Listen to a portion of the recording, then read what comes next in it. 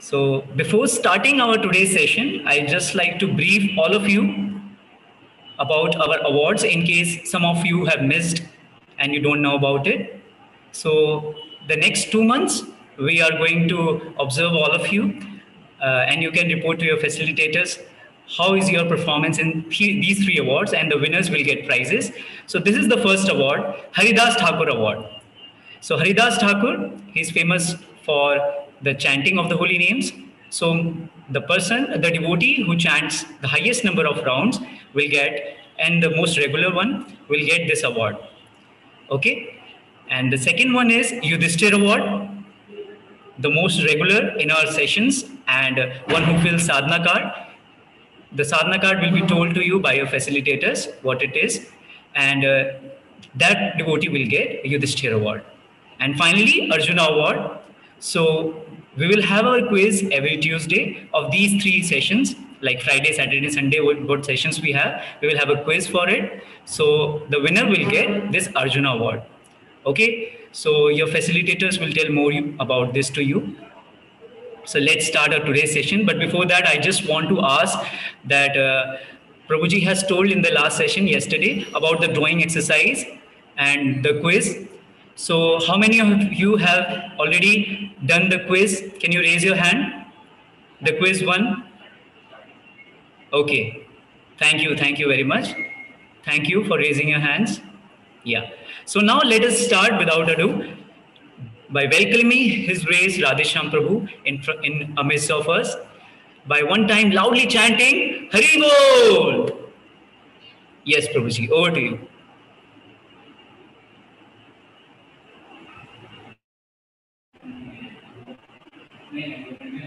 Okay, so Prabhuji is yet to come. So thank you for telling that how many of you have done quiz one. So please do about any questions you have. So you have to write to Utkarsh 21 QA. Okay. Okay. Utkarsh 21 QA, and you will be directed and your questions will be answered. Okay. So you have to write to it. And whatever Prabhuji asks in between the session, then that you can send to me. I'll read to Prabhuji. Okay?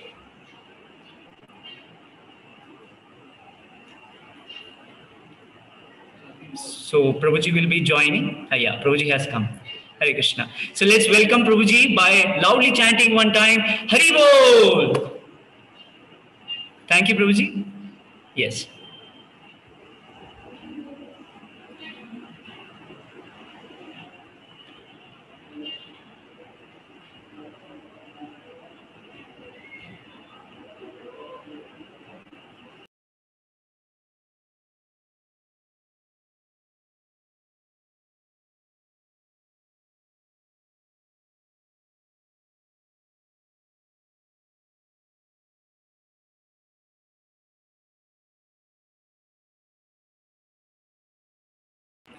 Hare Krishna, Prabhuji. You are muted, Prabhuji.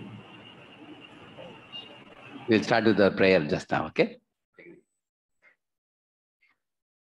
Hare Krishna, Krishna Krishna, Hare Hare, Hare Rama, Rama Rama, Hare Hare. Hare Krishna, Krishna Krishna, Hare Hare, Hare Rama, Hare Rama.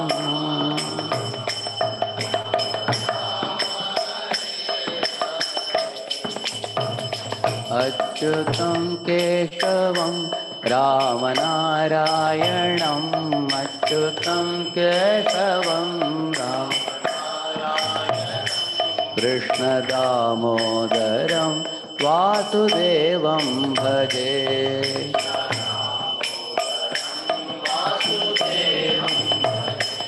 Shridharam Madhavam Gopika Vallabham, Shridharam Madhavam जानकीनायकं रामचन्द्रं भजे।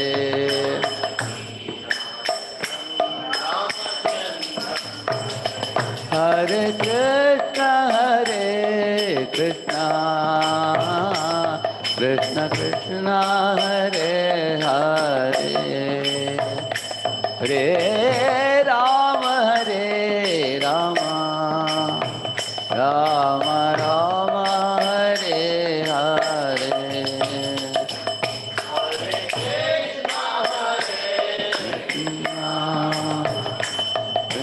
कृष्ण हरे हरे, हरे राम राम राम हरे। हरे कृष्णा कृष्णा कृष्णा हरे हरे, हरे राम राम राम हरे हरे। हरे कृष्णा कृष्णा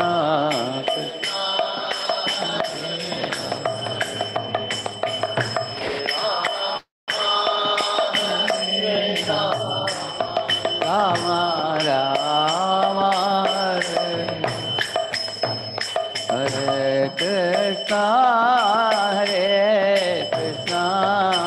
कृष्णा कृष्णा हरे हरे, हरे Ram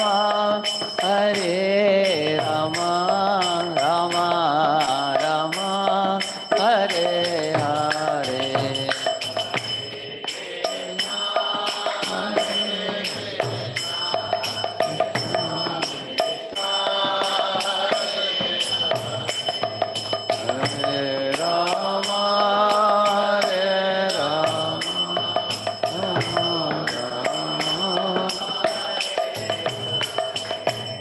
Hare Krishna, Krishna Krishna, Hare Hare, Hare Rama, Rama Rama, Hare Hare,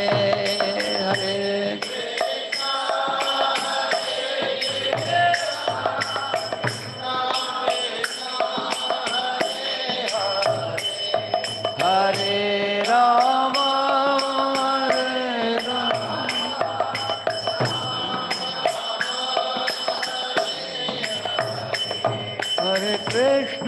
Hare Krishna, Krishna Krishna, Hare Hare, Hare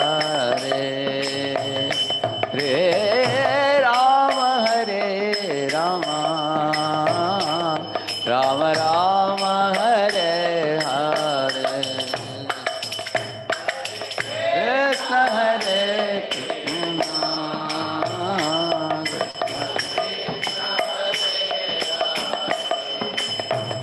Hare Rama, Rama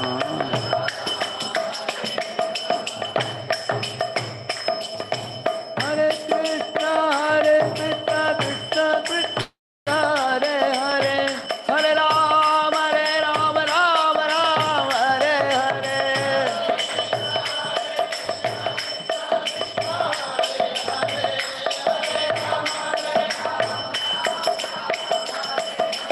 Govinda Jaya Jaya, Gopala Jaya Jaya,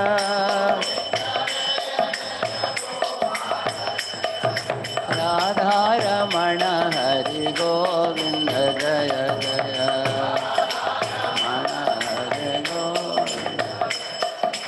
Govinda Jaya Jaya, Gopala Jaya Jaya,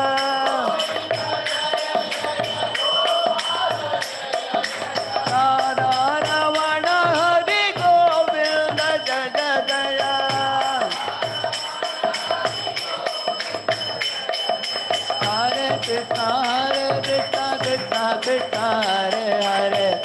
Ram, Ram Ram, Hare Hare, Hare Krishna, Krishna Krishna, Hare Hare, Hare Ram, Ram Ram.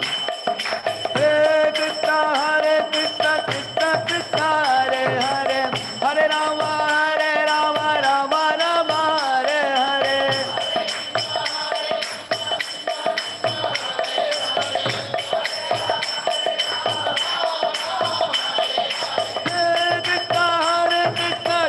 Krishna, Hare Hare, Hare Rama, Rama Rama, Hare Hare.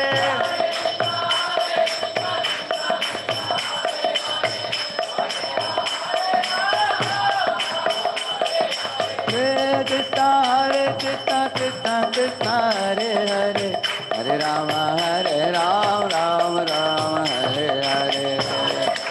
Hare Krishna, Krishna, Hare Hare, Hare Rama, Rama.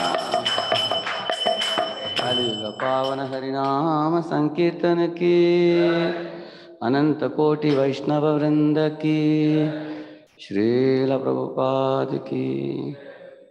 ओम अज्ञानतिमिरन्धस्य ज्ञानाञ्जनशलाकया चक्षुः उन्मीलितं येन तस्मै श्रीगुरवे नमः। श्रीचैतन्यमनोभीष्टं स्थापितं येन भूतले स्वयं रूपः कदा मह्यं ददाति स्वपदान्तिकं।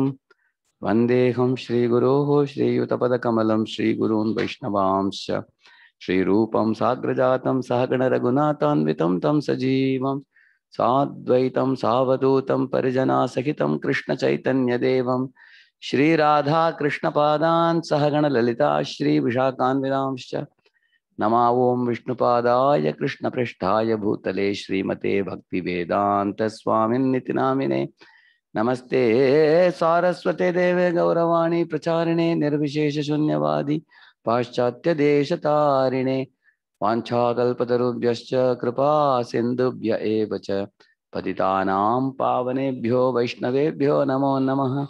जय श्री कृष्ण चैतन्य प्रभु नित्यानंद श्री अद्वैत गदाधर श्रीवासादि गौर भक्त वृंद। हरे कृष्णा कृष्णा कृष्णा हरे हरे, हरे Ram Ram Ram Hare Hare. Welcome all of you. So I will show you the notes here. Part of it we left to complete. Then we will go to the third PowerPoint. Okay. Okay. So after the drawing sheet activity we gave you all, this is the section which is called Why Does Durga Inflict Suffering Upon Us? The Praharer Dhananjay story I told you yesterday, isn't it? So after hearing that story, now you are supposed to solve a quiz, which I will show you now.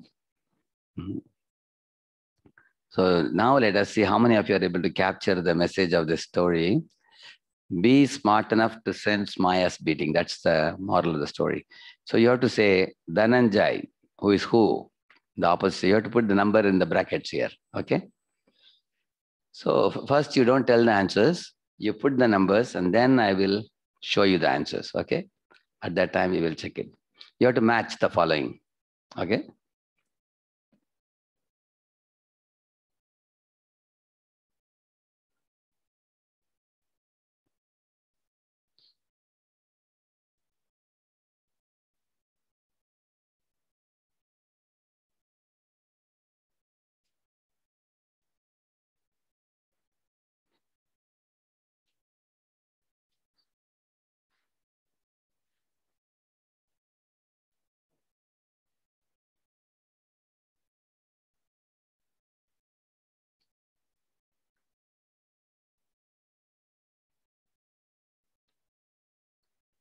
Done?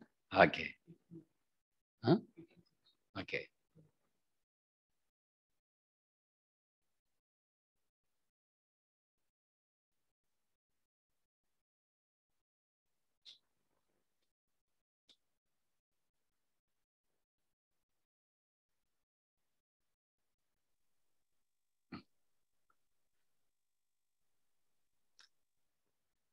So I'm going to show you the answer now very soon. Okay, now you can check the answer whether you are right. You can see this one. Show the answer one. Yeah. See, who is this Dhananjay? That's the one planning to stay in the material world, correct? Huh? He represents a Jiva, adamant Jiva who is attached to the material world. And father-in-law's house where this 10 son-in-laws had come. What is that one? Material world. Correct, no? And third is son-in-laws who left. That is intelligent devotees who plan to go back to Godhead. They quit the world and go back. They know that this is Dukkalayam, Ashashvatam. They understand it intelligently. They prepare, cleanse their heart and go back to God. And fourth thing, good beating. That is threefold miseries offered by Maya. Correct, no? Sufferings given by Maya. And fifth one, brother-in-law. Who is that fifth one? That is actually the Maya who punishes Jiva. Because brother-in-law only bet him with a stick, no? Last fellow, Dhananjay. Then he ran away after that. This way Maya gives sufferings in this world. So how many of you got all the 5 right? 5 answers. How will we know that? They can't speak, I think, no? They are muted, I think. They can put in chat. Oh, they have raised their hands. I think 5 of them, is it? Many have raised. Oh, many have got all 5 right. Very good. Oh, it's increasing. Very good. Very good. Wonderful. Yeah, that number is increasing. Very good. Okay. So, if you got all the 5 right, you understood the moral of Dhananjay, Praharar Dhananjay very well, which is most important for us to get out of this world also. Thank you. Many have replied correctly. Very good. Thank you. So, it reminds me of one story. You know, there was one girl who was born in Vrindavan, Dham. And when she was a little girl, her parents were thinking that, better she studies in Delhi. Delhi has got better facility, schools and colleges and everything. And Vrindavan was in those days a very, very remote village, So they sent her to Delhi to study. So they sent her to Mausi's place. So she used to go to school and study. She became a very stylish, Delhi girl, city girl she became. But she used to call her Mausi as Mama only. Mausi used to say, hey, I am not your Mama, I am Mausi. And she used to call Mausa as Papa. Mausa also used to tell her, hey, I am not your Papa, your Papa is there. And that one like that used to say. And Mausi was seeing that she has developed attachment to city life. She was not eager to go to Vrindavan, even during the vacation also. Even 2 months vacation, she'll be remaining in Delhi only. Hey, why didn't you go back? Somehow or other, right from her young age, she developed attachment to city life and, lavish lifestyle, roaming around with friends and everything. She didn't like to go to village atmosphere. So later on, parents became worried. Where? In Vrindavan. They were thinking, now we sent her just for study purpose. Now she's becoming attached to living in city. Now she doesn't want to come here. So they were very unhappy because they wanted to settle her in Vrindavan only. And they were not very happy. Now, why I told you this example? So Vrindavan is like spiritual world and Delhi is like this material world. Correct, no? So, and who is the Mausi Mausa in the material world? Anybody knows? Mausi and Mausa? Yeah? No, not our parents. It's Durga Devi and Maya Devi. Maya Devi and who is Mausa? Shiva. Correct, yeah. So, we came from spiritual world to material world. And here we became attached to the place of Mausa. And we are calling as Mama, Papa. We want to stay here only. Yeah. And what he said is also not totally wrong. Even if you say your mother and father, they are also, we are identifying with them due to bodily connection. Correct, no? Of course, Durga and Shiva are very powerful, big personalities, and they only give the material bodies to everybody. Isn't it? So you want to stay with Mausa, Mausi, or you want to go to Mama, Papa, actually? What do you want to do? Correct, no? So, and that too, Vrindavan is a wonderful place, to go back. So, Golaka Vrindavan, you can go back. So, therefore, Mahadev is wondering, hey, these guys are staying here only, they don't want to go back. She's having a Trishul. So, I was telling you, a Trishul she's pushing, hey, get out. Bhagavatam, loud chalo, she's pushing. And Radharani is our mother, she's calling, beta, ajo, with a bouquet, flower bouquet. I was telling yesterday. Okay, now here is a very interesting point made. So what is the cause of our suffering? It is not that Durga Mata is causing us suffering or Krishna is causing us suffering. No. The God is not the cause of our suffering. Suffering is caused by our own desire to enjoy separate from Him. For example, if somebody drinks liquor and then he suffers from liver cirrhosis or something, causes pain, can he blame anybody? No, because he drank, he should not have drank. So somebody is smoking a cigarette and is getting lung cancer. He's actually suffering. Like I had one smoking video with me. In that video, what they show, one fellow is going on smoking. Doctor is telling him, don't smoke, keep smoking. Then this, what do you call this, lungs, they come out and they start jumping away from him. He's running out there, hey, come, he's saying, they're running away. Like that they have shown. Like that he's jumping. Basically, they are showing that he has lost his lungs because of smoking too much like that. Now, can you blame anybody? Like, for example, sometimes your teeth bite the tongue like this. So can you break the tooth? No, it's your own tooth only, your own tongue only. So that's what he's saying, that in this world, the troubles are not caused by God. Troubles are caused by us. For example, say, some of you sow a neem seed. Some of you sow a mango seed. After that, the seed will take the shape of a tree. And it will give rise to many, many neem seeds and many, many mango seeds. When you're eating neem seeds, it's so bitter, you say, this rain is such a horrible rain. Too much rains came, and because of which I have to eat neem seed, if somebody says like that. Can you blame the rain? The rain also gave mango tree growth also. It gave mangoes also. So sometimes you sow mango, you get mangoes. You sow neem seed and you get neem seed. So sukh dukh, iska karan hum khud hi iska karan hai. Purusha sukha dukkhanam bhoktritve hetruchite. So Bhagavata says that. So we can't blame. Like sometimes a child thinks that, why mother is catching one side, father is catching another side. They both always want to keep me in control. I just want to run away from here, like that he thinks. So sometimes he snatches his hand and runs away. When the child goes, initially it has freedom. Just like you've seen this calf, how it jumps, you've seen that. Sometimes a calf, you release the rope. It'll jump like anything, lifting the tail up, running here and there, because it wants to enjoy that newly found freedom, like that. In the same manner, a child may be thinking, now mama, papa are far away, now I can enjoy, but then suddenly a big truck is coming. Then he's running in the opposite side, suddenly a big elephant is coming. Then the child realizes, my Lord, I made a mistake by running away from the parent. Mama, papa, then again he will cry. Wherever he sees them, he will run towards them. Correct, no? That is our situation in this world. That's the point. We have turned away from God. That's why we are suffering. Actually, we are not. One very simple thing I'll tell you. Like in this world, nowadays, modern man is realizing he wants eco-friendly environment and ego-friendly relationships. Correct, no? With other friends, you want people with ego or without ego? What type of friends you want? Without false ego. People who are friendly with you, joyful. You want people who are arrogant or who are humble? Yeah. You want people who are selfish or selfless? Yeah. You want people who are considerate or considerate and willing to listen, or you want people who are always pushing their opinion into you? Yeah. Spiritual world is filled with such devotees. So therefore, you will find here we have made this world a very horrible place because of our bad qualities. Yeah. So therefore, we have to actually come back to harmony. We have gone away from harmony. Now we have to come back. Just like modern man, first he thought, what he thought? He thought, let us put a tractor in the villages. They would plow very, very fast. Because what 1,000 bulls will take time to do, he would do it in one day only with tractor, very fast. Then for throwing seeds also, there are tractors, the tools are available.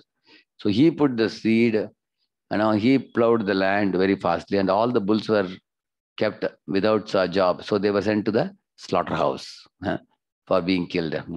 And after that, man saw now rains are not coming, what to do? Then he arranged for the dam water to be stored. Then he put the dam water. Now the water is also arranged, but still the plant is going slowly growing. Plants, so it won't grow fast. Then he started putting fertilizers and lot of chemicals to fastly grow. Bananas would come out, green bananas. He would put a smoke and try to make them yellow. Outside they'll be yellow, but inside, chava, chava, chava, no taste only. Like that. What all atrocities man did with the nature, you can say, environment. And then therefore people, so you will see that man went so far away from nature.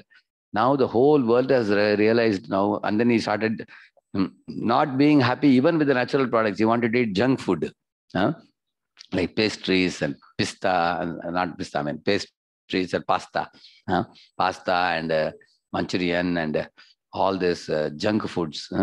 He wanted to eat all kinds of things, burger and all these things. And then he got obesity, started, correct, no? Big body, lot of belt, what do you call it? It's like a tire, all these things. Now man is trying to return back to natural things. When I was in America, traveling in the train in America, I was surprised in the morning. I took my breakfast, upma or something. I saw ladies, women, men, all of them, they are all eating salads. All raw salad they were eating. Cucumber, leaves, leafy things, and all they were eating. In America, a large scale change has come. People are giving up meat and returning back to nature. If you see like that. Why I'm saying, the more you go off harmony, you want to come to back to harmony. Again, so they're coming back to square A. Earlier, man ran away from villages and then went to cities and made sky-rise towers, 200-story building, 300-story building. But then he realized in city there is no good air to breathe. There is polluted air, polluted water, congested city, heavy traffic jam and everything. Now the man is now taking a U-turn, now wanting to, even the companies, they want to start in villages now. And there are people sitting with a laptop in the garden. They're fed up with synthetic office. So just as with respect to body and health, you are returning back to harmony. Similarly, in spiritual life also, we have to return back to harmony, which means instead of turning away from Krishna, you turn towards Krishna. So one verse you all can repeat after me. Janasya Krishnat Vimukhasya Daivat Adharmashilasya Sudukkitasya. You know what is the meaning of this? He says, Janasya Krishnat Vimukasya. Janta Bhagavan Krishna says, Sar Muduliya. They have turned their face away from Krishna. Janasya Krishnat Vimukasya Daivat Adharmashilasya. Therefore, they have become Adharmashil. You all understand the meaning of Adharmashil? Adharmashil means they have become irreligious. And the result is Sudukkitasya. He's saying. What is Sudukkitasya? Dukkitasya means they are suffering. Sudukkitasya means very much suffering. So 3 points remember. Janasya Krishnat Vimukasya. Then Adharmashilasya, Sudukkitasya. Now you have to become Susukkitasya. What I have to do? Turn towards Krishna and Krishna consciousness. That's all you have to do. Because if you turn away from the sun, there is black shadow. If you turn towards the sun, is there any shadow in the sun? So no evil in Krishna. No bad qualities in Krishna. So turn towards him. Don't turn away from him. That's the lesson we are learning here. Krishna bole say Dev Anadi Bhagir Mukha Atayeva Maya Taradeya Samsara Dukha Maya Mukha. This yesterday I told you in the PPT I showed you yesterday. That means by forgetting Krishna, the living being has become materialistic since time memorial. Therefore, the Maya Shakti of Krishna is giving him different type of miseries, he says. So these things I dealt with yesterday. So here is a very important question here. Prabhupada gives a very nice example. See, when you get fever, for example, at the time you see certain symptoms in your body, correct? No? Body gets hot, body, your tongue is bitter, and you feel uneasy. You feel like lying down. If you lie down, you feel like sitting down. If you sit down, you feel like standing. If you stand, you are tired, you want to lie down. And you can't eat. Can you eat a plate full of prasadam? No, you have to drink only soups. Tongue is bitter, you're vomiting and all that. So when fever comes, such symptoms come actually. So those symptoms are good or bad? What do you say? Okay, how many of you say bad? You can raise a hand. Okay. Okay, how many of you say symptoms are good? Okay, there is only one hand up here. There are 10, 12 hands. Many are saying symptoms are good. Okay. Can any of you say why the symptom is good? Why are the fever symptoms good? Many have raised the hand. Very good, very good. I understood the point. Why is a symptom good? Because if symptom is not showing up, then you will never go to hospital. You'll never go to doctor. Imagine, for example, I am having 103, 104, 107. Fever increase internally. Outside, it looks like normal. No symptoms only. Suddenly, person will die. Because he never went to doctor. Correct, no? Your body is hot, you're feeling uneasy, tongue is bitter. Then you'll go and tell your mama, papa, you tell them, I don't know, I'm feeling uneasy. They'll take you to doctor. Then they'll give you medicine, will start. Correct, no? So therefore, the suffering symptoms in the body is actually good for detecting. Similarly, in this world, when you realize that this material world has old age, disease, and death, and I'm suffering very badly, I get what I don't want, and I don't get what I want, and you suffer. Then, in order to get rid of suffering, you go to Guru. So, Guru is a spiritual doctor. Just like body is suffering, go to material doctor. Soul is suffering, you go to spiritual doctor.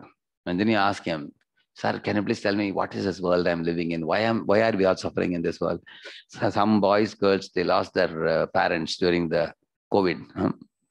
Some of them are only parents were only 50, 52, 55. They died also. So they really got broken down, shattered. Here in Hyderabad, there is one family, Rajakumar Lalwaniji, very, very big industrialist.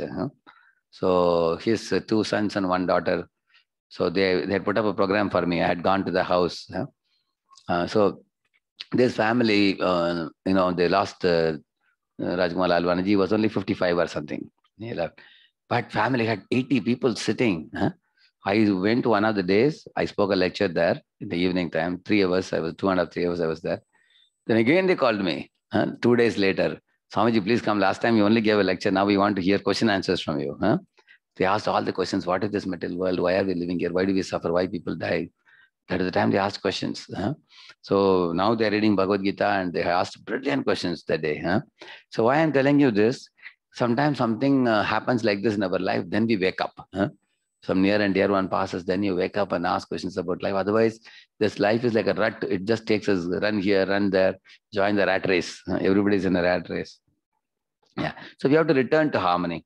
Like, for example, sometimes you see that the police beats up a thief. Is beating good or not? For the thief should be beaten or not? Yeah. If you don't beat, what he will do?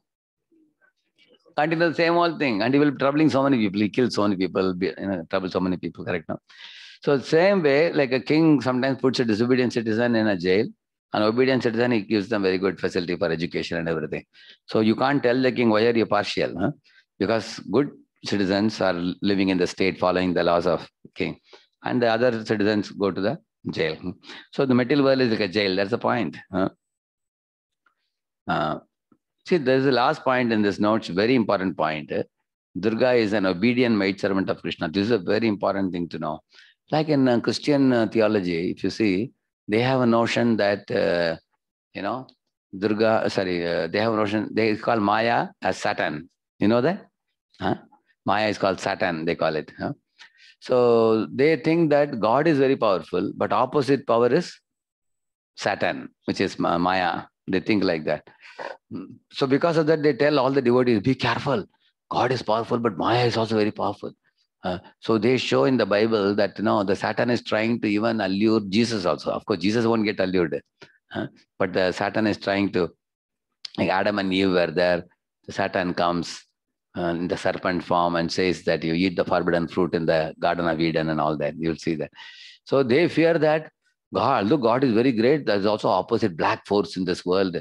Opposite to God, they fear that. Actually, devotees of Krishna have no fear at all about Maya. I'll tell you the reason why. Because Krishna says in Bhagavad Gita, Devi hi esha gunamayi mama maya duratyaya mameva ye prapadyante maya metam tarantite. You know what he says? My dear Arjuna, this Maya Shakti is not opposite to me. It is my energy only, he's saying.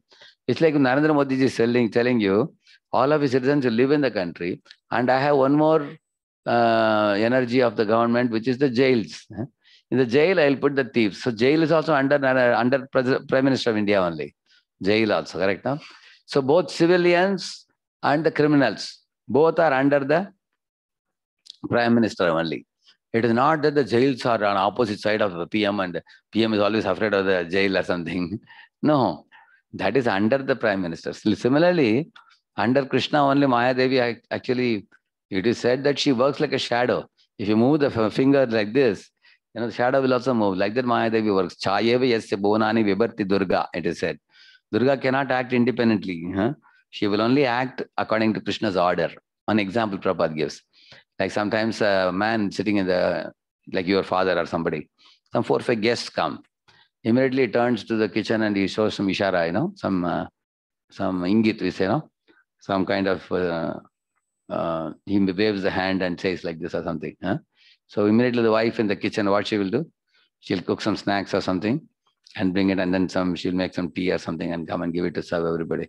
So just as the father gives a signal to the wife, his wife, similarly Krishna gives signal to Durga Devi. Hey, Durga, my children are coming here from spiritual world. These guys have become independent. Huh? They're coming to material world. So give them rice, grains, Krishna knows very well, if you give them plain rice, they won't be happy. So he has arranged for vegetables, fruits, cereals, spices, masala, all those things. So it's the Lord who arranges these things through the agency of Durga. So then the rain shower. So God's eye and 2 eyes, what are they? It is a Chandra Suryashcha Netre, it is said, like the sun and the moon. One is a hot eye, one is a cool eye. With the hot eye, sun is creating the rains. And the moon is a cool eye, which is producing 6 types of juices: the sweet, sour, pungent, salt, astringent, bitter. Correct? No? 6 types of taste. So moon is filling up the vegetables and fruits with 6 types of juices, and sun is giving the rains and producing vegetables and grains. So these are the 2 eyes looking at the nature. So God, through that, Krishna is producing everything in this world. You can see that. So one can see that how Maya Devi is obedient servant of Krishna. The advantage is what? Maya Devi being obedient servant of Krishna. There is one great thing revealed here. I'll tell you one little story. In ISKCON society, there is one Maharaj called his own Satyanandan Swami Maharaj. So he said long before, when he was a small boy, in the vacation time and all, he would do one voluntary service, one work he would do, which is called putting the newspaper, in people's homes. He would go in his bicycle, would go home to home and put newspapers that time. So one of the days when he was going like that, one Jamindar had a big compound wall and his house was little inside. Jamindar asked, hey, why do you throw it at the gate and go every day? Why don't you open the gate, come inside and give it to me? I'm sitting in the easy chair. Why don't you come and give it to me? And the boy said, sir, I can come. I'm a little worried about the bulldog you have, kept inside. And the man said, don't worry. It's always chained. So it cannot come out of the place. It will just remain there. So under a tree, it was chained. So one day, when he went to the same house, first thing he would look at the dog, bulldog. Then he saw the dog was there, chain was there. So he went in. But the problem is, dog was there, chain was there, but the chain was not put on the dog. It was just near the dog. So when he went in, the dog started running behind him, chasing behind him. So what would you do if a dog is chasing? Will you run away from the dog? Or will you take a stick and beat on the face of the dog? What will you do? You have to call the master. Correct, no? If you don't call them, see, if you beat the dog on the face, it will bite your fingers. If you run away from the dog, it will chase you. Correct, no? So what he did, smart thing he did. Sir, your dog! Like that he shouted. Immediately the master looked at the boy and the dog and he understood why he's afraid. He said, hey, Tommy! Some signal he gave. Then immediately the Tommy went and sat by the side of the master, wagging the tail without any troubling the boy. The boy gave the newspaper and he could escape peacefully. So you all have seen it happening, correct, no? Yeah. Same way, Durga Devi is Krishna's servant. But when she is taking Trishul and attacking you, you have to do what? Will you take another Trishul and attack her back? Anybody can withstand the power of Durga? She is sitting on the back of a tiger or a lion, which is Rajoguna. And Trishul she is taking, and all the jivas in the world, are tsunami is coming, volcanoes are coming, earthquakes, it's all arranged by her. Even World War I and II, on either side, why is she making so many people fight? Do you know that?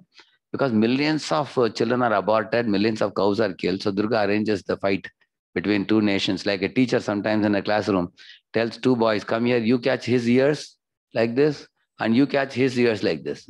And both of you get up, sit down. Like that they do. You've seen that? That's what Durga does. 2 countries, America and Russia, come. Abhi ladai karo, maro, pito, kato, sab maro bhi. Because she can kill thousands and lakhs of people in the war who have committed abortion and cow killing in the past. All those jivas can be punished. So this is called mass karma she does. And in those wars, Durga is laughing. Ha, ha, ha, ha, she's laughing. Look at these rascals and rogues and scoundrels. They deserve punishment. They are supposed to purify their heart and go back to God, but they are indulging in illicit sex and intoxication and gambling and all nasty things. So Durga, that is Durga actually. Durga's power is, nobody can, she is God's Shakti, direct Shakti. Nobody can tackle her. So you can't attack her back. Then what will you do? Run away? You can't run away very easily. So Krishna says, Mameviye prapadyante mayametam tarantite. If you surrender to me, you will easily cross over Durga. Durga will not even touch you. Will not bring the Trishul on you. He says like that. One example I'll tell you for that. When Srila Prabhupada was in the bank of in the seashore once, he told one Brahmananda Prabhu, who had a very fat and tall body, Prabhupada disciple. Prabhupada told, hey, Brahmananda, you see there's a small baby of a crab, tiny insect. See, you are seeing here? He said, yes, Prabhupada, it was in the seashore. Catch it and bring it to me, Prabhupada said. So by the time he went nearby to catch it, it went inside the ocean. Inside the water it went. So he tried to put his hand, but it went deeper. He couldn't catch it.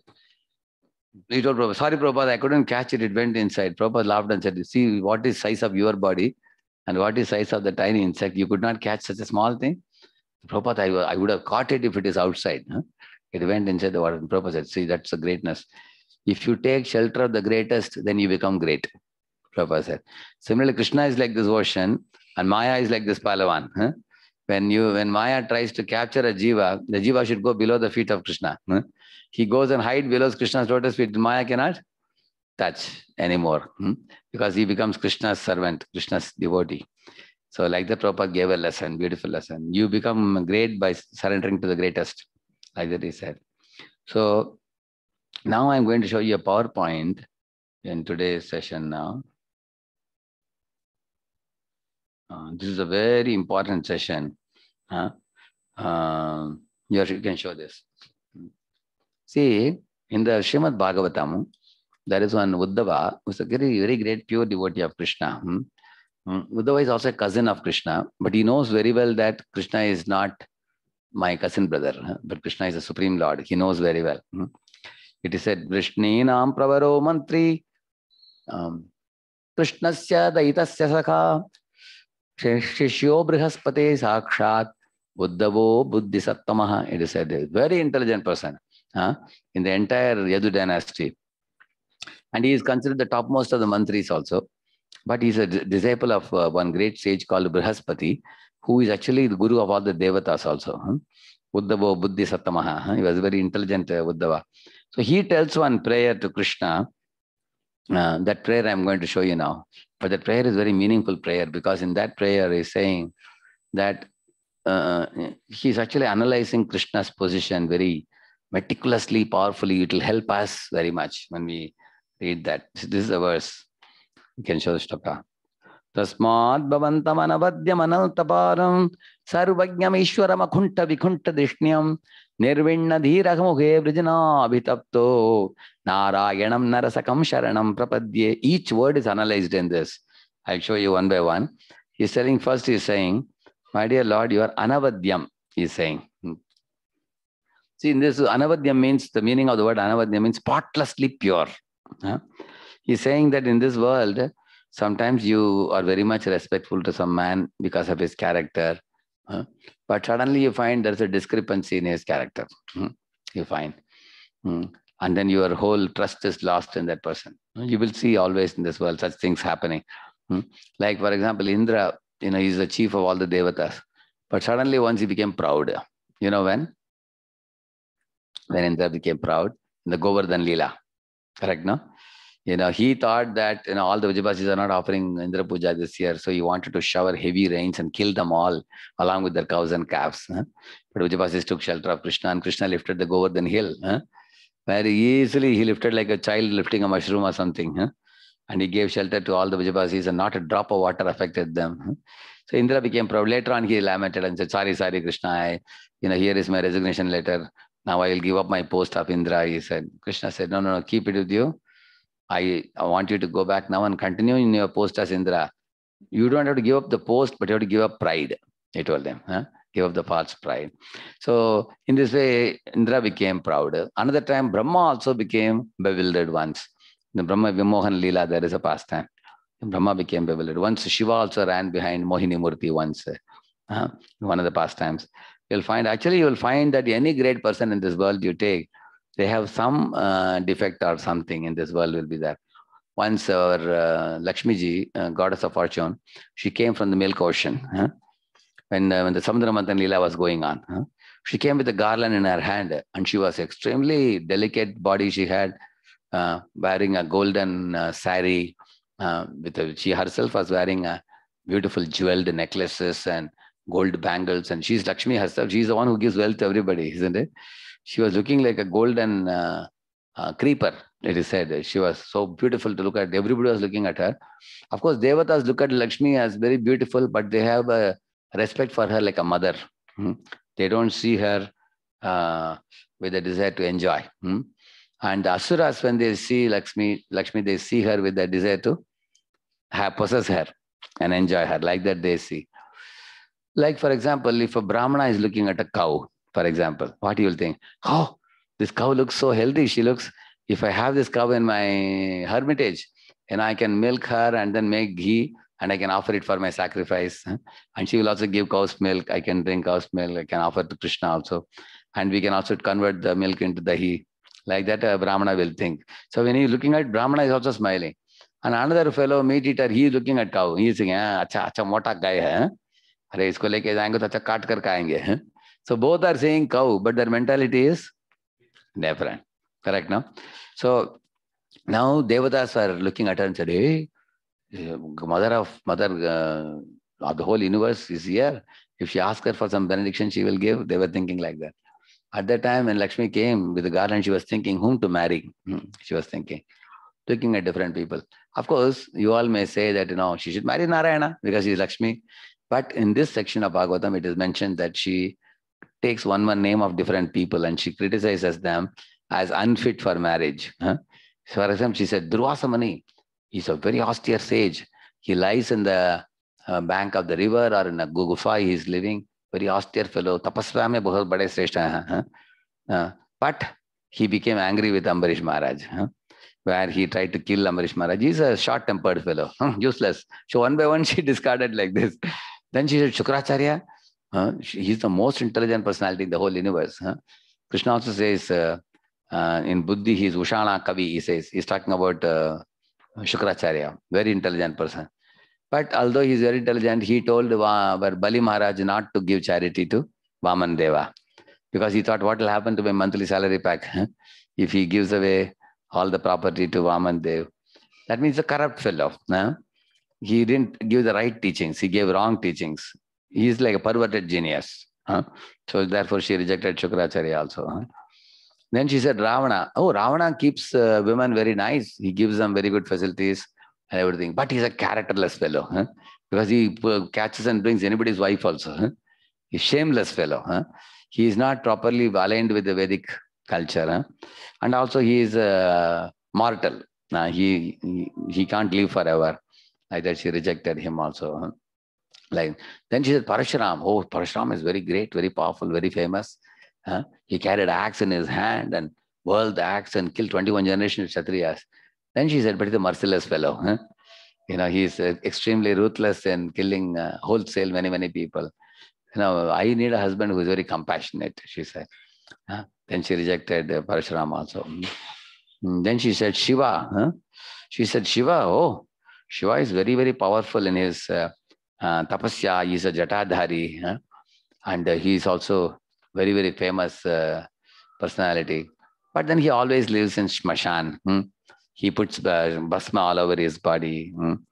He is surrounded by ghosts and spirits and hobgoblins. So because of that unclean environment, how will I go and live there? So I will not accept him also, like that she said. So in this way,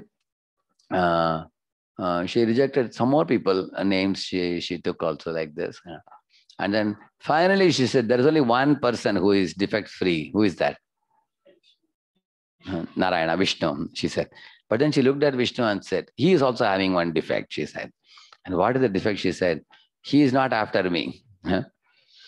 Generally, any girl, if she wants to marry a boy, she will want to see the boy flirting with her or running after her. then she will think, I can keep this fellow in my control. Now, generally, they think like that. Women who are marrying husband, women actually fear that my husband should not develop attraction for anyone else other than me. So that's why they will dress also very nicely and keep the husband in control. So she thought that Narayana is not after me. That is his only defect. Otherwise, he has no other defect. But then she looked at Narayan. In his garland, many bumblebees were hovering. Zzz. Oh, he doesn't reject those bumblebees. And Ashtasiddhis were also around Narayana waiting to serve him. Now she understood one thing. Although Narayana will not run behind anybody, if somebody takes his shelter, he will not reject them. So she said, just as those fellows are taking shelter, I will also go and take shelter. So she went to Narayana and garlanded him and offered namaskar to him. Immediately Narayana accepted her and told her that in my heart I have a place for you. The golden hair, the Srivatsa we call it. So he gave that place. So she resides in that place. Sometimes she comes out and massages the feet of Narayana, you have seen. So the idea is Narayana is spotless. But who is that Narayana? Narayana is also an expansion of Krishna. In our Sfurti camp, we have done that. How is Narayana an expansion of Krishna? For that matter, if you want to know, there is a shloka in the Bhagavatam which says, Yanmatyalilopaikam swayoga maya balam darshayita grihitam vismapanam swachit saubagaridhe param padam bhushana bhushanangam, like this, there's a verse which says that even Vishnu also, when he looks at Krishna, he becomes Vismit. Vismit means wonderstruck. Vishnu also. And I will show you that where Vishnu himself is attracted to Krishna. Vishnu is an expansion of Krishna, but even he is amazed by Krishna's two-handed beautiful form. The reason is Krishna is a sportive and playful God, whereas Narayana is a sober and serious God. Correct, no? Like how many of you have been in NCC? NCC we stand erect. You see, correct, no? So Vishnu and Narayana stand erect like that, whereas Krishna stands in threefold bending form, like this, playing on the flute. One bend here, one bend in the hip, and one bend in the leg. That's a sign of love. When you're talking to mother, father, you don't stand there and say, please tell me what you want. You don't ask like that. They say, tell me. Like that he will say. Very casually he will speak. So that is Krishna. So Krishna's beauty was attractive even to Lord Narayana, I had to say. Therefore, the originally Anavadyam means Lord Krishna. Another meaning of the word Anavadyam means what? Saparyagat Shukramakayam Abranam Masnaviram Shuddham Apapavidham Kavir Manishi Paribhu Swayambur. Like that the verse is there in Ishopanishad. It says, Shuddham, it says, Krishna is completely Shuddham. Want to know how he is Shuddham? How he is pure? Like the sun can absorb urine. Does the sun get contaminated? No. So Krishna is like, God is like that. He can say, Aham Tvam Sarva Papebhyo. He can take away all our sinful reactions, but he will never become contaminated. Like the sun cleanses that place also where urine was passed. And that also will not become unclean. It will remove that impurity. That kind of power he has. That's called Shuddham. It's completely pure, purest of the pure. And Arjuna also calls him Param Brahma, Param Dhamma, Pavitram, Paramam Bhavan is saying. Pavitram means pure. That's the meaning of Anavadyam. Look at the pictures now. I will explain them here. See how kind Krishna is to Arjuna, like a friend. His friendship with Arjuna is spotlessly pure. Then Krishna, when he was leaving Hastinapur, he saw his sister Subhadra was sitting like this in the garden, putting her head down, very morose. And you all may know why she was like that. Anybody knows? Yeah? No, marriage was over. This is after the battle. Krishna, after the battle, spent some time with them. Now he's leaving for Dwaraka. But he saw his sister's situation like this. Because her son Abhimanyu had passed away. People ask why Krishna didn't save Abhimanyu. But actually, Somadeva's son was Abhimanyu. Somadeva is actually, the presiding deity of the moon. So Somadeva had told in Mahabharata, before Mahabharata started, he told that I can give my son to go to earth, but only for 16 years only. After 16, he should come back to me. And that condition was agreed upon. Therefore, Abhimanyu, he was here. Exactly on the 16th year, Krishna took note of that. He has to be returned back now. So he returned him back to his father. But the idea is, but Subhadra is lamenting here because of that. So Krishna saw her situation and he stayed back. Some more weeks he stayed back to pacify his sister. So you can see how sensitive Krishna is. Subhadra didn't say one word to him, but he's very sensitively understanding, because for a sister, the elder brother is like a father. In India, you will see that. Very sensitive. Similarly, you see in the picture how Krishna is, washing the feet of Sudama Brahmana with great affection. When Krishna is about to leave Hastinapur, Yudhishthira Maharaj comes running and says, please, please, can you stay some more days? And Krishna gets down from the chariot and says some more months he stays. So Krishna becomes surrendered to the love of his devotees. That is his purity. Yeah. See, when he's leaving, what kind of royal send-off is being given to him. And the Pandavas cannot be separated from him even a moment. So in this way, you cannot find any discrepancy in Krishna's personality, it is said. In this world, sometimes people have a beautiful body, but when they come near you, you see that they have a squint eye. You know squint eye? Like this, they say. You've seen that, squint eye? Or some people's face is very beautiful. When you take the photo of the whole body, body is very fat. You've seen the face, small face and a big body, some people. So in this world, either figure is not proper or the some limb. Therefore, there are two words in Sanskrit, Saundaryam and Lavanyam. Actually, Lavanyam means specific, like some people have beautiful eyes, beautiful ears, beautiful raised nose, beautiful lips and round face and all that. Some people may have like, that's called Lavanya. And Saundarya means overall beauty. And Krishna had overall beauty as well as specific beauty. Every limb of his body is formed, correct? No? Spotlessly pure. See here how pure he is, that when he puts his foot on a stone in Mithilapuri, at the entrance of Mithila, immediately Ahilya came out, isn't it? Therefore, the dust of the Lord's feet is extremely potent and powerful. Because Ganga Devi flows from his lotus feet only, from Lord's lotus feet. You can see Ganga has the power to purify anybody who takes bath in Ganga, because it's emanating from the tip of the toe of the Lord, like that. So in this way, gopis are also singing on one song, Pranata Dehi Nam Papa Karshanam. They're saying that anyone who surrenders to these lotus feet, you will destroy their mountain of sins, like making it chur powder, like that they are singing. So this is one word. You see, this is Krishna's lotus feet with many symbols. The symbols, each symbol has a meaning. There's a fish symbol because anybody who becomes Krishna's devotee, they will conquer the Kamadeva's flag. What is the Kamadeva's flag having? You know that insignia? It's having a fish. So Krishna puts the Kamadeva's flag down and stands on it. So he has got a fish in his feet. You can see here. That means as soon as you become Krishna's serious devotee, then you will no more be attracted to Kama, lust. Similarly, there's umbrella there, you see, which means anyone who takes shelter of Krishna, they will become very famous. He says, Lokanam Kirti Vardhanam. So even an ordinary person will become a famous person by becoming Krishna's devotee. That's the meaning of the umbrella. Like Indra is offered umbrella, royal umbrella, like that. Like I'll tell you one true story in ISKCON. There was one boy in America who had a desire to study in Harvard Business School. He wanted to join Harvard Business School, but he was a 5th standard fail only. He became fail in 5th standard. He never went beyond. And later on, he was working here and there in different places. When he grew up, but the desire remained always. When will the time come, I can enter the Harvard campus and I can study there. You think any possibility is there for him? Somebody is not even 5th pass, like that.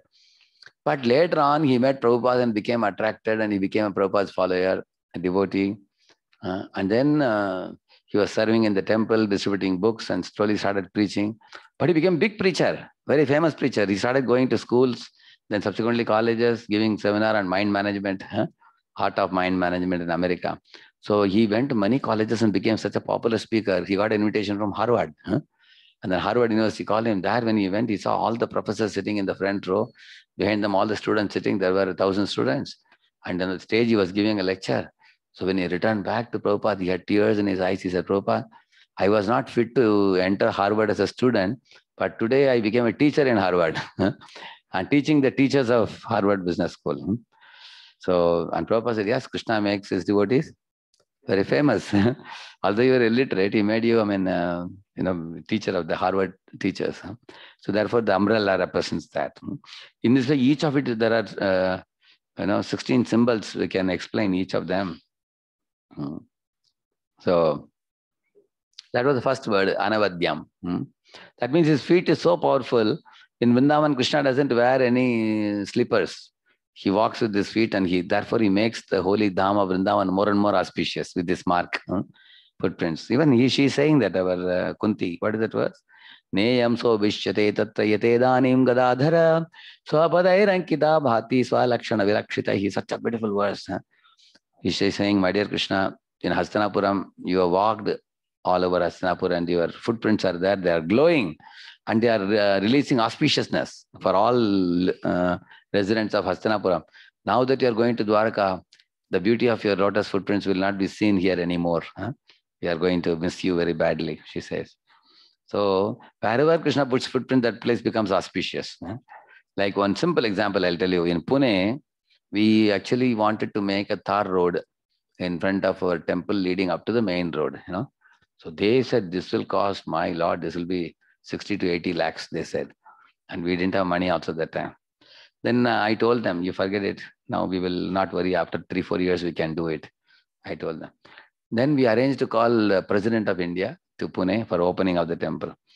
So then President agreed, Pranab Mukherjee in those days. And Pranab Mukherjee had to come. Those guys came, almost 30-40 people came as a team to check in which road he will walk and how to come to temple. They saw the sandy road. They said, no, we are going to make tar road. They made the tar road. We didn't spend a single penny. And I was also telling, say, I'm not very used to these things. I asked how much money which MLAs, MPs we have to invite. They should not take any offense if you don't give them invitation. So I was thinking about, 10-20 people we have to call politician. Then their team people told, Swami ji, uske baare mein aap chinta mat karna, wo log aa jayenge. But kaise aayenge? Without our giving invitation, how will they come? They said, that is not your botheration. President is coming, means they have to come, he said. So the president, when he came on the day, 500 politicians came. They occupied the whole hall. None of our devotees are allowed inside. Everybody had to be outside. Of course, I was on the stage with my GBC and all. But why I'm telling you, big people came and click. So many photos. It came in the articles in the paper. Temple became very popular. Many people came to temple to see which is this temple where president came. President of India came, correct, no? So on an average in our temple, 6 lakh to 7 lakh people come now. NVCC temple every year. But why I'm telling you, if you call the president, he brings people also. He brings tar road also. All the facility. Similarly, if you get Krishna, you get all auspiciousness, correct, no? See, this president of India is, India is one tiny country in this whole world. But you can imagine Krishna is Ananta Koti Brahmanda Nayak, correct, no? If he puts his footprint anywhere, will he not bring auspiciousness? Correct, no? Like that, yeah. Then he says Anantaparam. This is amazing word, Anantaparam. What is the meaning of that? Say you're working in an IT company, for example. You had a boss and you are making, you're doing your project very well. And every day you stay till night, 9 o'clock or 9:30. Why? Can you say why? Why people stay for a long time? Because you are a newcomer now. You are a GT, graduate and training in the company. And the boss generally leaves at 9:30. So you stay. And when the boss is about to leave, you go and show your face. Sir, I am also here. Why? Because you want to be in his good books. And then after the boss leaves, piche, you will also leave after that. The boss is watching every day. It's taking note. Very good. You're always staying as long as I stay in the company. That's good. One day boss comes on Saturday. You go on Saturday also. Boss comes on Sunday. You go Sunday also. There are boys who do that. If they know. So the whole idea is to get promotion. From being a GET, I want to become a team leader or something. So 5 years you have passed. You're just waiting. And now next 6 months, the team lead, this thing is going to come. They will choose me. But then, in the next 3 months only, your boss leaves and goes to another company. Leaves and goes. Then another new man has come who he doesn't know you. Correct, no? In this world, this is the problem in this world. Many people are ayaram gairam. They come, stay for a short while and they go away. So therefore, your services become unrecognized. But that will not happen with Krishna. Because Krishna is Ananta, he says. His tenure is how much?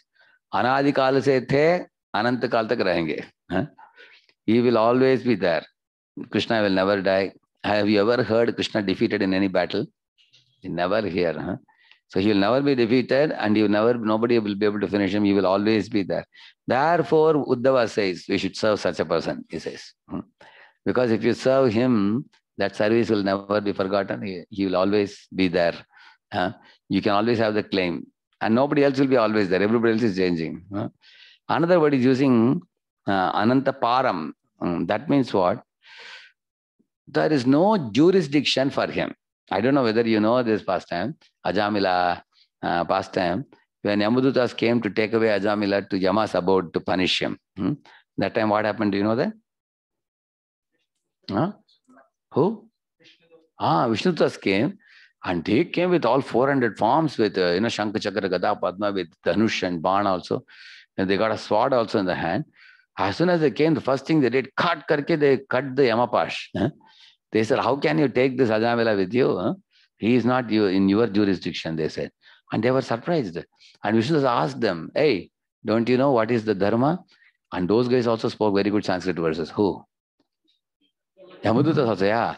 Veda pranihito dharma, adharmastat viparyayaha, vedo narayana sakshat swayambhuriti shushma. They are saying this, Yamadutas. Vedas talk about the truth, and anything opposed to Vedas is falsity. And the Vedas say that the sinner should be sent to hell. So they are, this fellow is supposed to go to whom? Hell, he said. So we also know the Vedas, they said. Then Vishnu just told them, whatever you said is correct. But one very specific thing in Vedas you don't know. Even the greatest of the sinners, if he chants Lord's holy names, Hare Krishna or something, you guys are not even supposed to come in his swapna also. Swapne pi pashyanti hitirna nishkrita. Bhagavatam says that. Savai mana Krishna padara vindayor niveshitam yad gunanagitayairiha ateyam ampashapatasya tadbhatan swapne pi pashyanti hitirna nishkrita. This verse says that if you are chanting Hare Krishna, wearing tilak, wearing kantimala, you are a Vaishnava devotee. Yamaraj told Yamadutas, don't even show your face to them. Don't even go in their swapna also. Like that they have been told. So Vishnu said, this you don't know, because you guys are half-baked knowledge you have. Better you go to Yamaraj and hear from him and come. They said.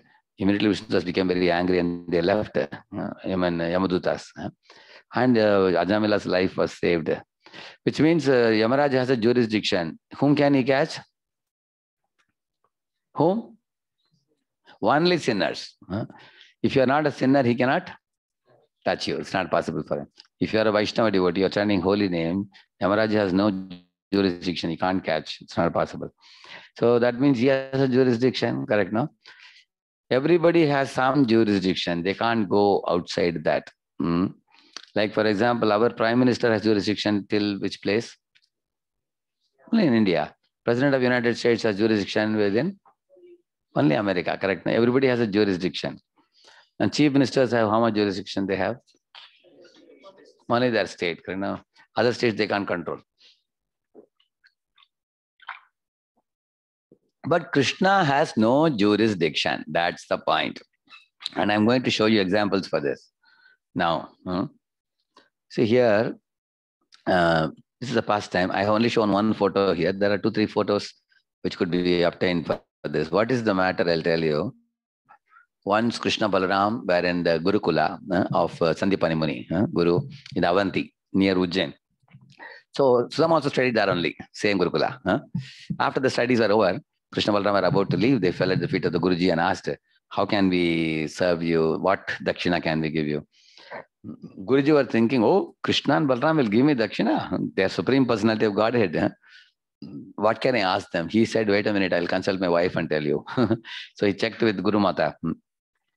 So she said, see, you should ask them for something which no ordinary Gurukul boy should be able to provide.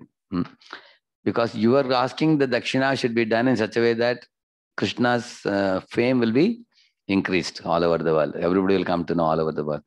Ask a very difficult thing. Let us ask him. Then they both discussed for a while and said, let us ask for our dead son. Bring our dead son back. So when they told, Krishna Balaram smiled, they said, oh yes, we can do it. So they offered obeisances and left the place.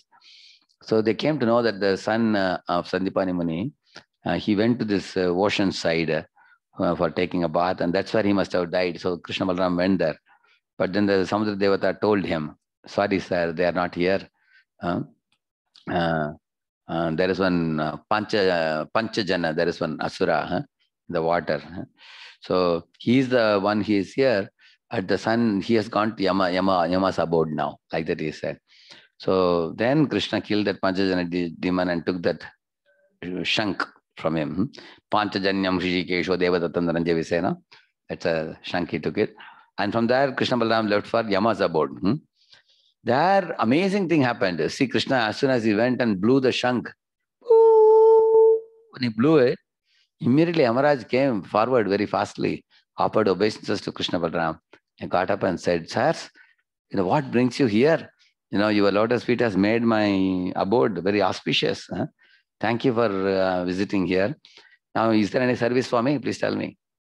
Then Krishna told this shloka, which I have written here. Shri Bhagavan Uvacha Guruputra Mihanitam Nijakarma Nibandanam Anayasva Maharaja Matshasana Puraskritaha. Krishna said, what is the meaning of this? Hey Yama, Guruputra Mihanitam, bring my Guru's son. Sandipani Muni's son here, he said. Yeah. And then Yamaraj immediately went and brought the boy. Here is the son. Nijakarma Nibandanam. I think this boy has done some sinful activities in the past for which he has come here to be punished by you. Krishna said, Nija karma nibandhana means his karma bandhan is there in his account. So you brought him here. And then Yamaraj was asking, I can hand him over to you, but sir, what about his punishment? It's not yet over. We have just brought him now. Uska kya karna abhi? Iske negative account hai, uska kya karna? Krishna says, Anayasva Maharaja Matshasana Puraskrita. Are mere naam mein likh do. You write it in my name, Krishna is telling. Matshasana Puraskrita. On my order, you release him. So this is Krishna's power.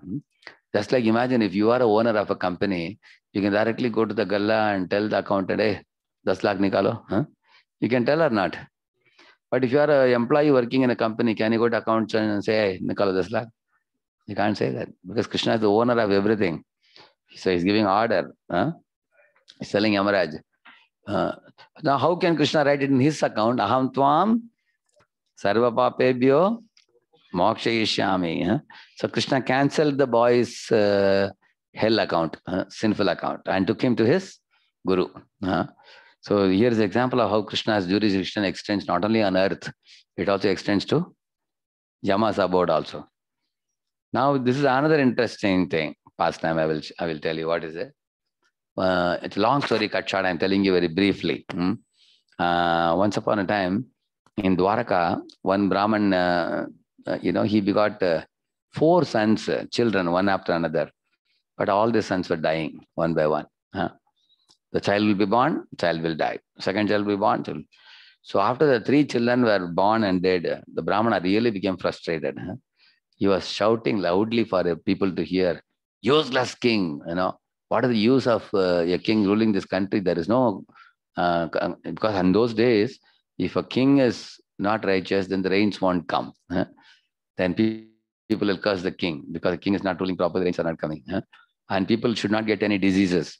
If diseases they get, they will tell the king because king is ruling according to God, there will be no diseases in the country. And people will not get, akala mrityu will not happen. Right time people will die and rains will shower 3 months in a year, proper showering rains and everything. And husband, wife will be respectful to each other. Parents and children will be sweetly dealing with each other with obedience and everything. So everything is supposed to be in order when a king is ruling under God's guidance. But he said, my 3 sons are dying before me.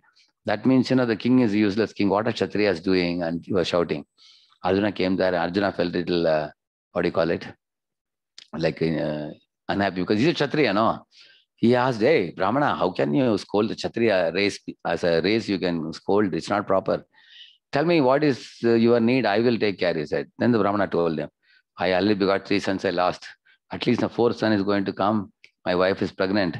I am worried that this child also will die. What can you do for me? He asked. Then Arjuna said, I assure you, no, you show me the maternity ward. You showed him. Then Arjuna took a bow and arrow and went round and round 9th month. Now child is going to come, correct, no? Arjuna whole day, whole night he was awake. And again the Brahmana came out to the maternity ward loudly crying. I said, you useless Arjuna, I trusted your words. Now the 4th child is also dead. You didn't protect you. Bada bada baat karta hai, tumne bachaya nahi bache ko. Arjuna felt really, really morose. Arjuna felt very broken hearted. He had told him that if I cannot save your child, I will enter the fire. He had told him. Now he was preparing the fire. Then Krishna came there and said, Arjuna, kya problem hai? Arjuna told the story. He said, therefore I have decided to enter fire. He said. Krishna said, हमको पूछा नहीं? Huh? I am your friend. You never asked me whether I can do something. Arjuna said, really? The chariot. Krishna took the chariot. Straight he went to the end of the Brahmanda. Then he penetrated the Brahmanda coverings. Went out. Then he even penetrated the Brahma Jyoti. The Brahma Jyoti, the horses saw that light of Brahma Jyoti and they turned their heads like this. It was glaring, brilliant light. He pierced that and entered in. And there he went to the place where Mahavishnu is creating millions of universes from his body. He went to that spot, Brahma Vishnu Loka. And there, as soon as Krishna and Arjuna went, Arjuna was stunned. Oh, this is the Mahavishnu, who is the master of Mahamaya, who is creating all these universes. I have only heard about him before. Now I am getting to see him. So you see, Arjuna is bowing down here to Mahavishnu in the picture here.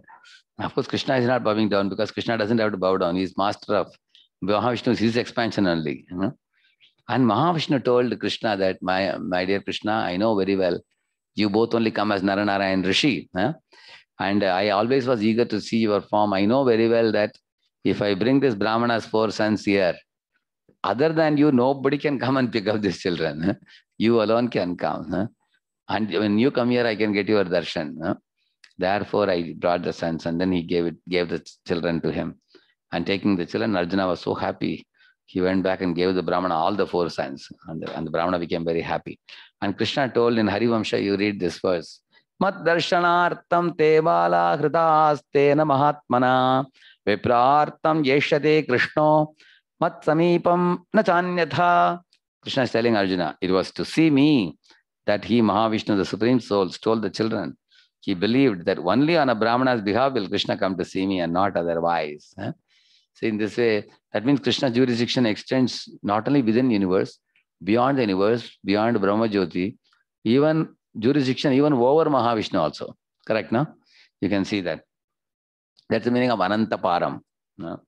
And this is another pastime here, in which Krishna rescues Nanda Baba. One day, what happened? There was one Varuna's kingdom. There was one watchman in Varuna's abode, one demigod working under Varuna. He miscalculated according to the Panchanga, and he saw that Nanda Maharaj was actually taking a dip in the Yamuna. I think on Dwadashi day, I think he was taking early morning bath at 2:30 or something like that. So this Varuna's servant calculated, he thought it is midnight or something. You are not supposed to take bath in the midnight. So because midnight is the time to sleep. One is not supposed to be taking bath so early at midnight or something. So therefore what he did, he didn't know this Nanda Baba. He arrested, who is Nanda Baba? And brought him. And then when Krishna came to know that all people are worried about where is Nanda Baba, where is Nanda Baba, and Krishna exactly knew. Therefore, Krishna said, there is nothing Krishna does not know.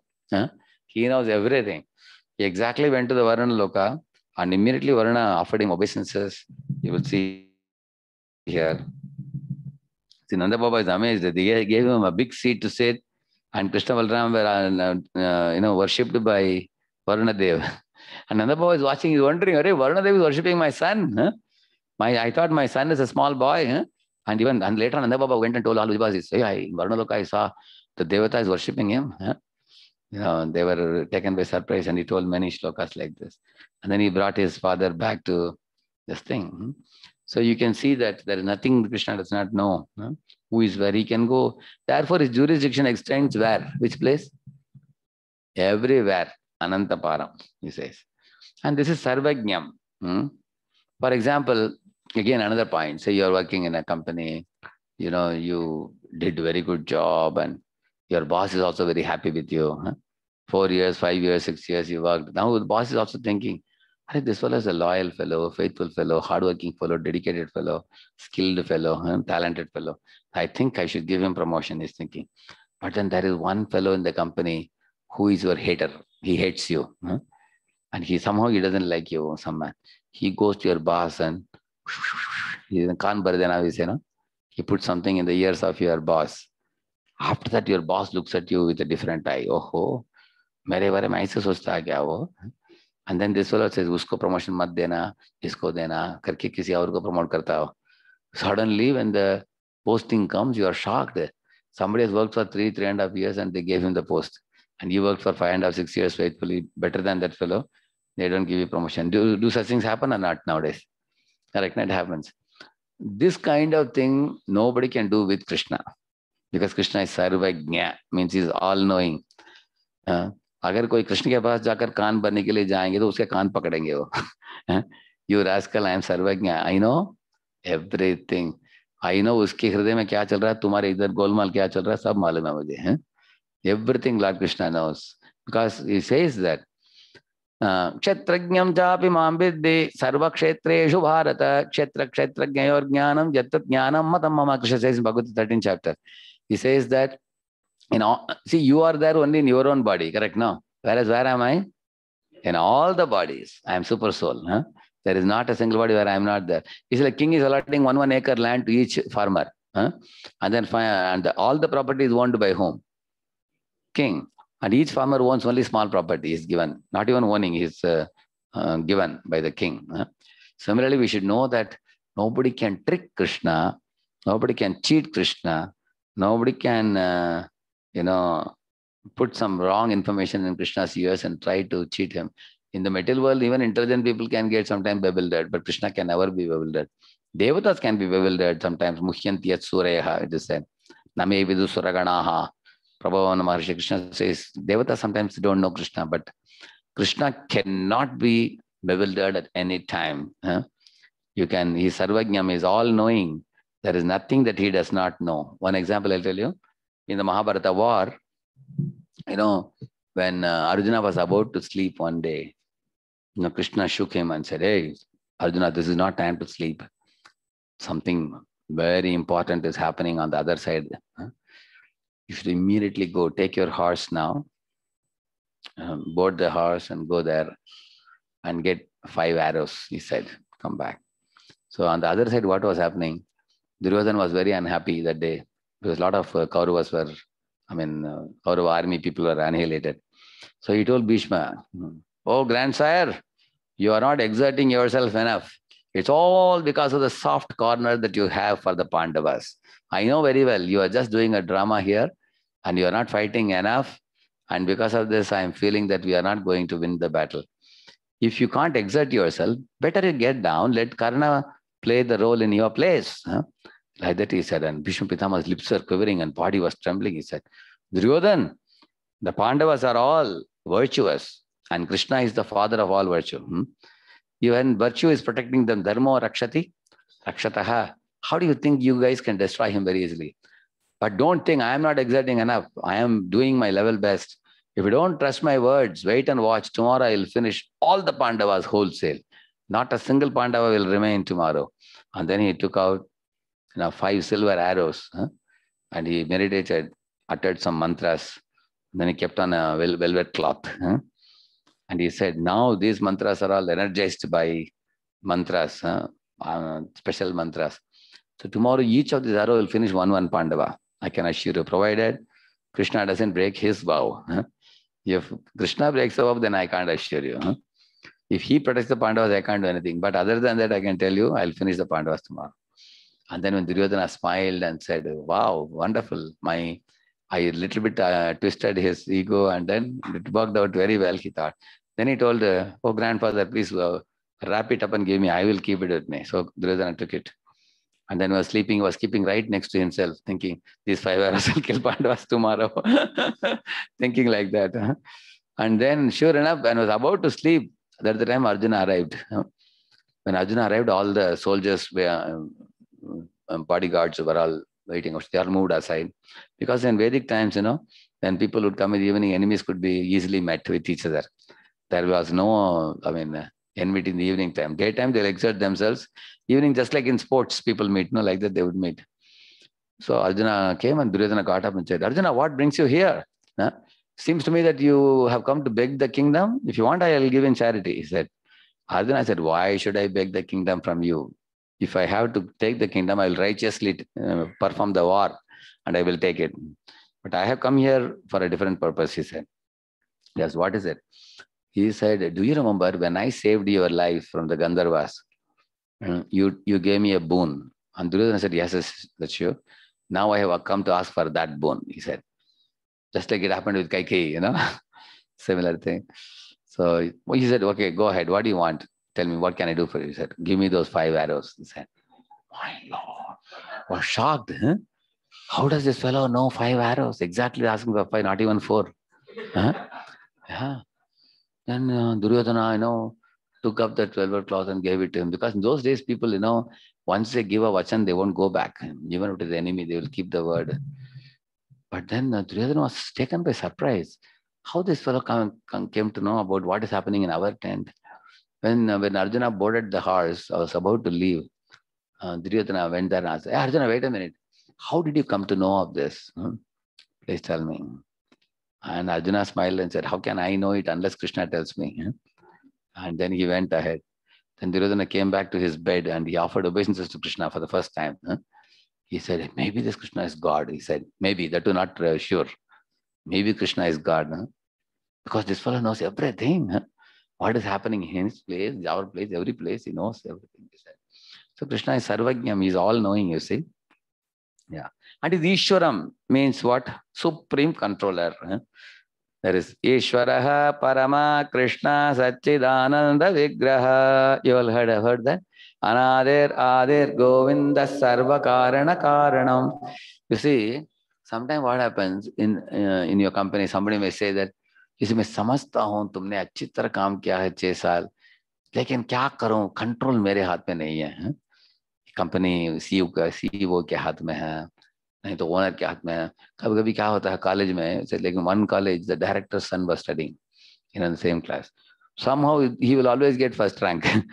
All teachers will give him first rank, because if they don't give, then their job will be in trouble. So the boy who actually deserves first rank, he will get second rank one day, always. But that boy once saw that, hey, just because he is director's son, they're giving him first rank. He took his papers, and he went to the teachers and said, sir, dekhiye, I'm supposed to get 98 and he's supposed to get only 88. You have given him 98, you have given me 88. Teacher said, अरे क्या करें, director का बेटा, नहीं तो हमारा नौकरी निकल जाएगा. मैं समझता हूँ, लेकिन हमारे पास क्या नहीं है, control हमारे पास नहीं है. So there are many people who know the truth, but they have no control. They can't help you. Correct, no? Whereas Krishna is a person who knows the truth, and control is also in his hands only. Therefore, in this world, you will see nobody can actually have complete control. Like in India, for example, some leader in India may say, we'll give you protection. When British people came, we were in big trouble. When Mughal came, we were in trouble. You will see that in this world, nobody can assure you that if you are with me, then nobody can do anything to you. And that person who can do is Krishna only. Like you see this picture here, when Indra was creating trouble with heavy rains, Krishna just lifted the Govardhan hill, that too, with right hand or left hand he lifted? Left hand. That too with which finger? Tiniest of the finger. He wanted to tell Indra, hey Indra, your power you are exerting is not even worth my left hand, because the weakest part of the body is this one. Tumhara bal iske barabar bhi nahi. Not even this much. With that he was holding. Another reason he was holding like this is to tell Yashoda that, Maya, socha mat ki bada bari hai. Don't think it's very heavy. See how light it is. It's like a thermocol for me. So therefore he gave protection to Vijayabasis, who all had gone to Krishna and said, Krishna Krishna Mahabhaga Tvalnatham Gokulam Prabho Tratumarghasi Devalna Kupitat Bhaktavatsalaha. Hey Krishna Krishna, in great ecstasy they are singing. They are saying, this demigod Indra has become angry with us because you told us to worship Govardhan, we did, and this fellow is angry. What to do? He is suffering such heavy rains. Our cows and calves are all dying. Please protect them. Keeping them in the front, they all came. Krishna said, nothing to worry. All of you come. And they had a big festival for 7 days, 7 nights. So he is supreme, controller. Nobody can be equal to him or greater than him. Matta parataram nanyat, he is saying. Kinchidasti Dhananjaya. Hey, Dhananjaya Arjun. There is no one equal to me or greater than me in this world. My name is Asama Urdhva, Krishna is telling. Asama Urdhva. मेरे बराबर कोई नहीं, मेरे से बढ़कर कोई नहीं. And it is not a sign of pride, because although Krishna is saying like this, you will see Krishna is the humblest God you can see on earth. For example, he tells Arjuna in the 11th chapter, one verse, तस्मात् त्वमुत्तिष्ठ यशो लभस्व जित्वा शत्रून् भुङ्क्ष्व राज्यं समृद्धं मयैव एते निहिताः पूर्वमेव निमित्तमात्रं भव सव्यसाचिन्. You know what he's saying? My dear Arjun, don't hesitate to fight the battle, because in my Kala Rupa and Vishwarupa I will show you all these warriors are all already killed by me. And Kala Rupa means what? What is going to happen in future he will show now. What is it? Jayadratha, our Duryodhan, Dushyasan, Karna, all are entering into the flaming mouths of the Vishwarupa form. There are fire coming out of the mouth, and some of the mouths are crushing the soldiers' heads and bodies. And Arjuna was trembling, seeing that the blood was coming out. Hey, all this Jayadratha is going in. Duryodhana, Dushyasan, all are going inside. Krishna said, yes, I am already killing them, which means you have to kill only it's like taking a stick and beating a dead serpent. तुमको उतना ही करना है, मृत सर्प को वापस दे और एक बार मारो. And for doing this, I will give you credit also. He is saying, you take so two things. You take the kingdom and you rule as a king. And you take the credit for killing all these soldiers. One is a gross credit, another one is subtle credit. Both credits Krishna gave to Arjuna. Same way in Jarasandha killing, you all know, when Jarasandha's body was torn like this by Bhima, again and again it will get chipak like that, chipak jata tha aise. And Bhima was wondering, several times he did. And then Krishna smiled and told Arjuna, see, he has to put it non-symmetrically like this. Then it will not connect. And that idea came from whom? Krishna told Arjuna, and Arjuna told Bhima. And exactly Bhima could kill Jarasandha. On the way back, how wonderful Krishna is. He told Bhima, see, your brother Yudhishthira is standing outside the palace waiting to know the result. So you go ahead. He put Bhima in the front. Then behind Bhima, he put Arjun. Then behind Arjun, Krishna got down from the chariot and lastly went. So Jiva Goswami writes in 10th canto. He says, why did Krishna do that? He wanted Bhima to be applauded and congratulated by Yudhishthira Maharaj. You can see how humble Krishna is. He's putting Bhima in the front. And then he asked Arjuna, and used to ask Arjuna, how did you all guys do this? Then Arjuna told, we three of us went to Jarasandha and all that. So the whole idea is, Krishna is such a rare personality that he gives away the credit. How many of you feel giving credit is little difficult for us? You agree? Giving some good credit of what you have done, giving away the credit to somebody else. How many of you feel it's little difficult? You agree now? Correct now? Yeah. See, many of the devotees have agreed. Yeah, it's very difficult. Now imagine if we were in Krishna's place, we would have told Yudhishthira Maharaj ji, मानता हूं कि भीम ने मारा उनको, फिर भी आप भीम को ही पूछ लीजिए ना, आइडिया किसने दिया उसको? ऐसे बोलेंगे कि नहीं? Then Yudhishthira will ask Bhima, hey Bhima, idea किसने दिया? Then he may say Krishna ने दिया, correct ना? We may have that desire, but Krishna didn't do that. Actually, whether Yudhishthira knows or not, we don't know. That idea came from Krishna, but Krishna did not want to hold the credit. Both in case of Arjuna and in the case of Bhima, he is giving away the credit to his devotees. Just imagine.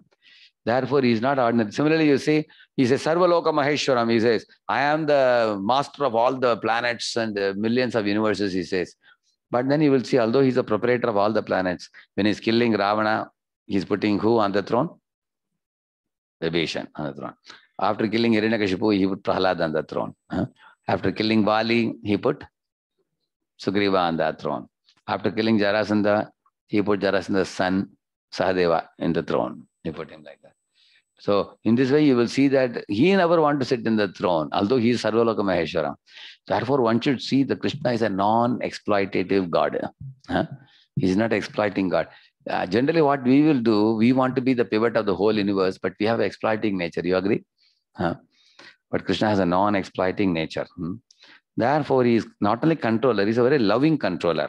He is not a harsh controller. Yeah, Akunta Vikunta Dishnyam means Krishna's abode is called Vaikuntha, where there is no misery. And all his faithful servants are fanning him, massaging his feet, decorating his head with all kinds of beautiful flowers and everything. His abode is a beautiful abode called Goloka Vrindavan, which is never destroyed. and misery cannot enter that abode. Once you enter into spiritual world, you don't know the spelling of misery after you go to spiritual world. But there's nothing like that in spiritual. It's a very blissful place. And this shows his love for his devotee Sudama. How Sudama is patla, you see. Brahmana is coming and Krishna comes running out from the steps to go and embrace him. Shows Krishna's very loving heart. That's all. I completed exactly. I have taken 4 minutes extra. So only I didn't get time to answer your questions. I didn't get time for any question answer today. So what Prabhu you can do, they can put the questions, you can collect and keep it. The next class I can answer, I think. You can mail me also questions if they have asked some questions. If you can gather them all in one place and then mail me, then the next class I will devote some time for question answers. All right. But today I did 2 things, if you all observed. One is we finished the notes on relationship between Krishna and Durga, and how by Mamevi Prapadyanti Maya Metam Tarantite. By surrendering to Krishna, Durga Devi becomes pacified. She says, now this fellow has surrendered to Krishna, now I don't have to chase after him. So tuition teacher says, if son is obedient to father, she doesn't have to come with a stick. She goes away. That was one thing we learned.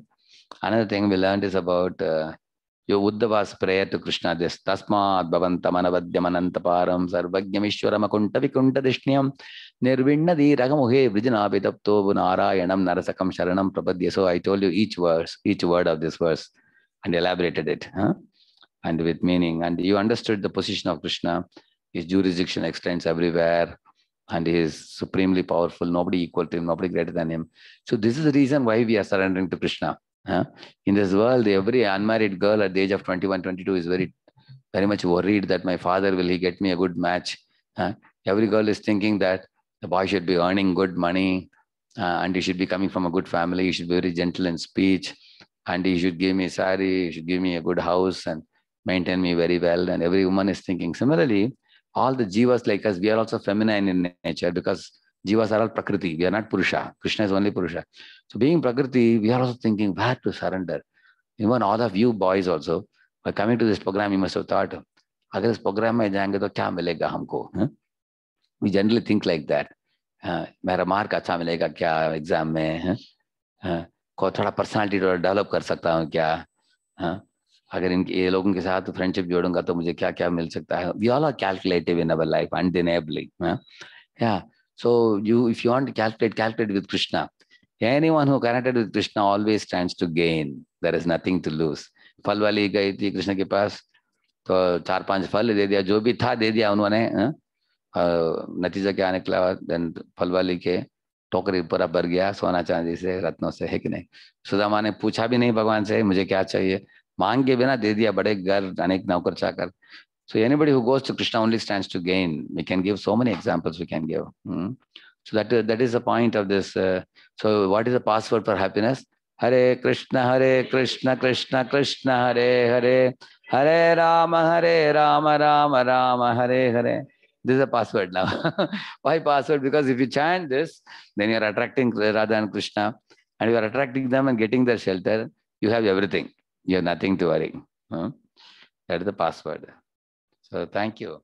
So Prabhu, the activity sheets and all, we have told everything to them, no?